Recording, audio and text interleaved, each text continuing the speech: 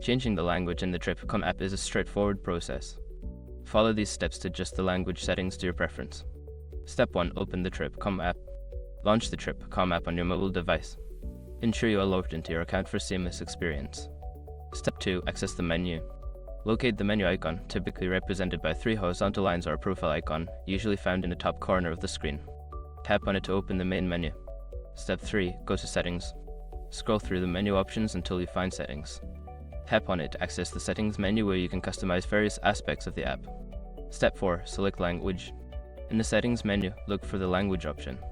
Tap on it to view the list of available languages that you can choose from. Step 5. Choose your preferred language. Select your desired language from the list. Once selected, the app will automatically update to display content in the chosen language. Now you can enjoy using the Trip.com app in your preferred language. If you have any further questions or need assistance, feel free to explore the help section within the app.